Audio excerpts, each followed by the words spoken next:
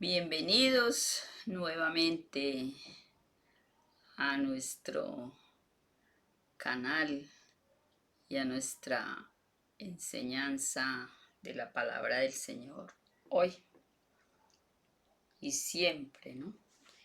Hoy vamos a tener entonces un texto que se encuentra en Primera de Corintios 1:27.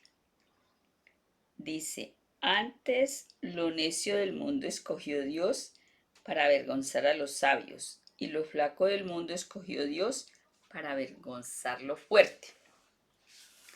Vamos a hablar hoy de un personaje muy especial al cual Dios amó tanto a pesar de todos sus errores, que de él dijo en su palabra que era un hombre conforme al corazón de Dios. ¿Qué es lo necio del mundo?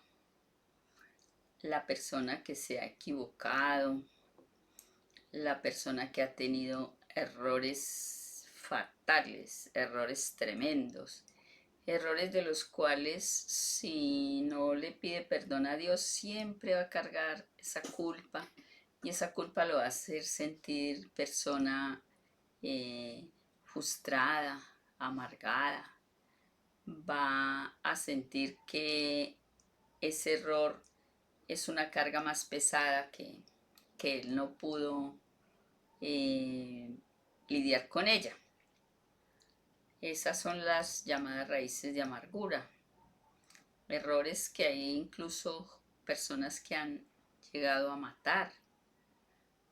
Pero por eso dice el Señor que de lo más vil del mundo, de todo aquel que se ha equivocado, es que Él tiene misericordia. Y de lo débil, de lo que para mucha gente no servía para nada o no sirve para nada, esos son los que Dios busca y les da su amor, su apoyo y su perdón para que ellos puedan entonces sentirse bien ante la presencia de Dios y fortalecidos para luchar con las dificultades en la sociedad. Cuando los discípulos estuvieron con el Señor Jesucristo los 3 años que estuvo predicando la palabra de Dios, eran iletrados, la mayoría, incultos, mal geniados. Había dos que incluso los llamaban los hijos del trueno, porque eran de un carácter muy, muy difícil. Y a uno de ellos, que fue el apóstol Juan, lo tomó el Espíritu Santo y amó tanto al Señor Jesucristo y sus enseñanzas, que después de ser llamado el Hijo del Trueno, fue llamado el apóstol del amor. El apóstol Juan, el discípulo amado del Señor Jesucristo. Entonces mire que es asunto de apropiarnos de esa promesa. Lo que de pronto en la época del Señor Jesucristo todo el mundo desechaba.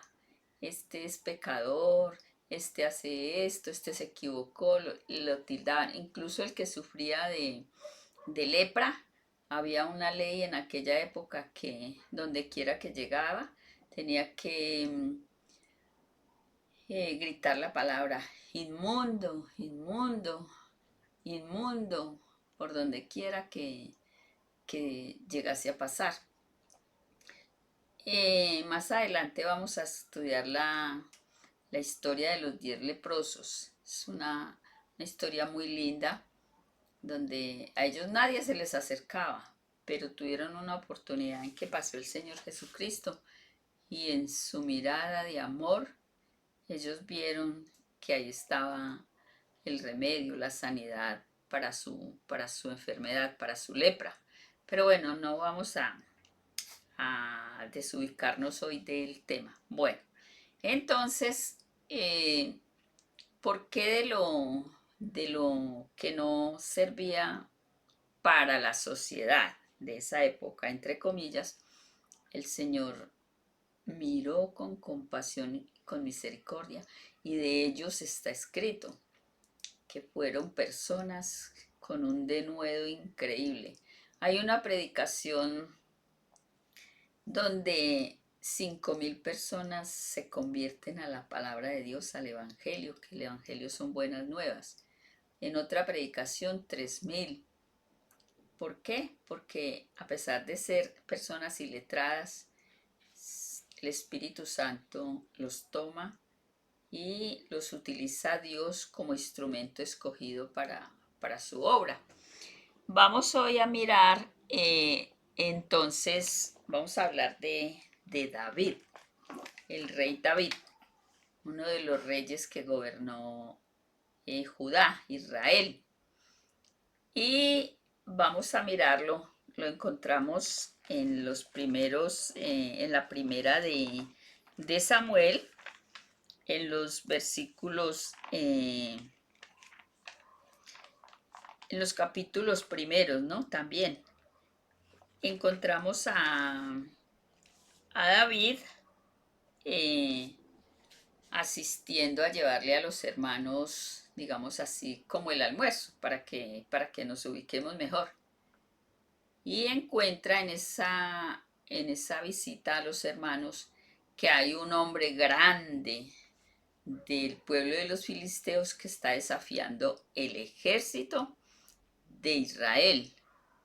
Y le está diciendo que él dice que era un gigante, era muy gigante, un hombre muy, muy grande, dice que medía más de 2 metros. Y él se ufanaba por eso, porque en su estatura le tenían como miedo. Pero David tenía una característica muy especial y era que para todo dependía de Dios. Para todo él invocaba primeramente el nombre de Dios.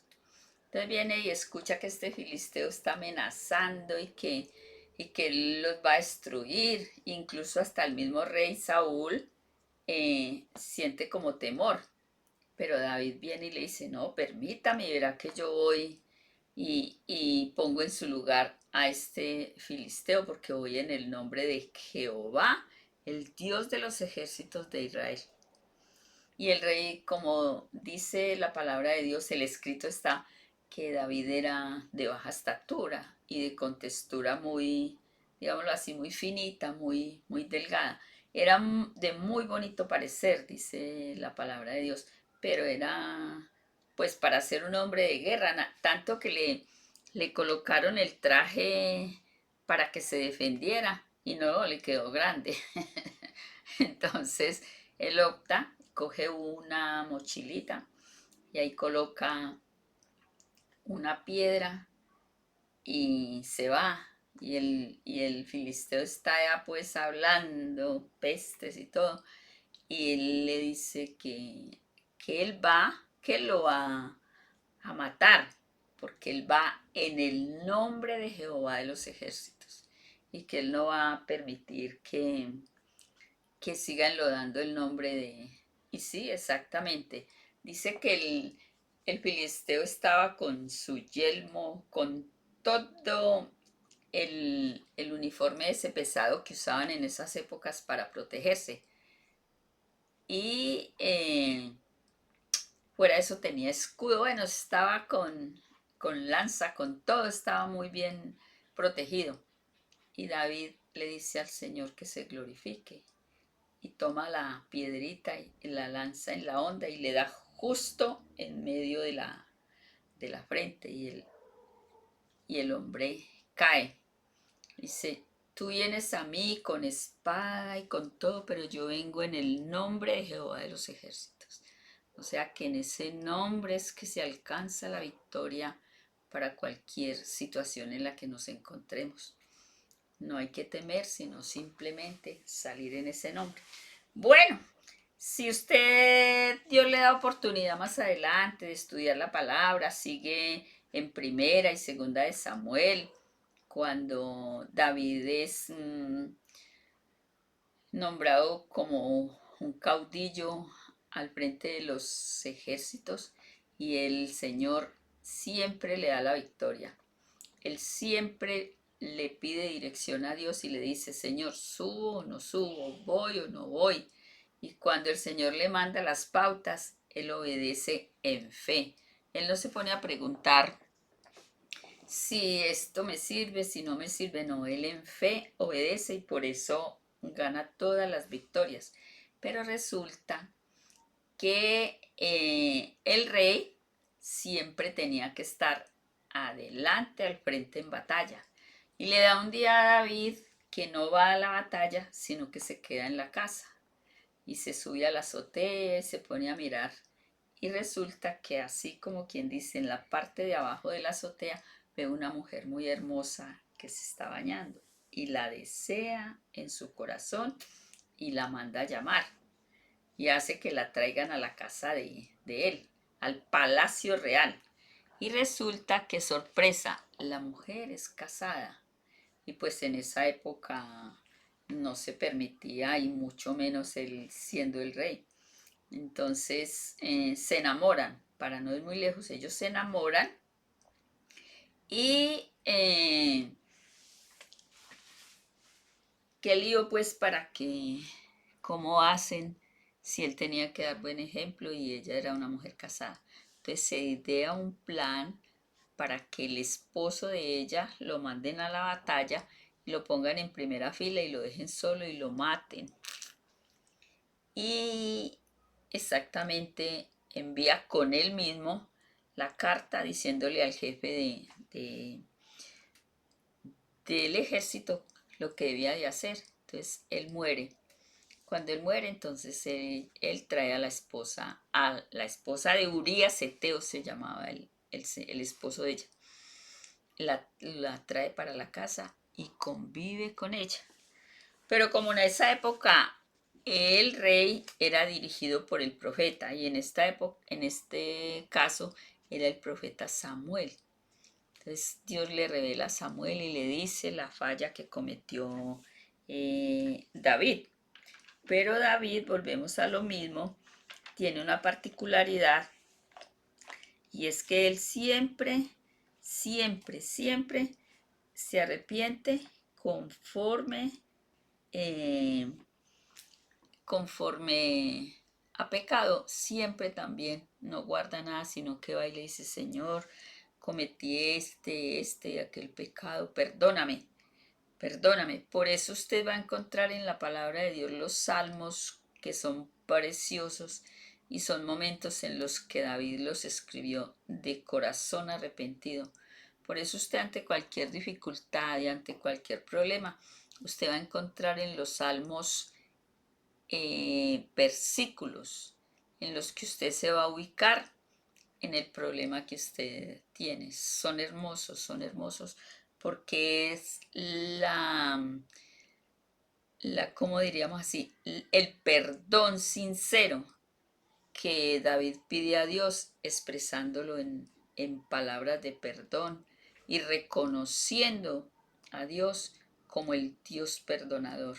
Por eso Dios lo vio tan arrepentido sinceramente que dijo, no como mi siervo David, que es un hombre conforme al corazón de Dios. O sea, se arrepentía sinceramente y hacía lo que debemos de hacer nosotros, apartarnos. Terminamos con este consejo que el Señor nos da en la palabra en Isaías 54. Deje el impío su camino y el hombre inicuo sus pensamientos. Vuelva hacia Jehová, el cual tendrá de él misericordia, y al Dios nuestro, el cual es amplio en perdonar. Dios puede darle un nuevo propósito a su vida. Confía en Él y permita que transforme tu historia en una historia de errores y sinsabores por una historia hermosa que hace sentir en tu corazón que Él te ha perdonado. Así que solo colócalo en los pies de Dios. Fija tu mirada en Dios y en fe siente el perdón y la paz que solo da el cielo. Cambie su historia, deje atrás el pasado y empiece una nueva. Dios bendiga su palabra.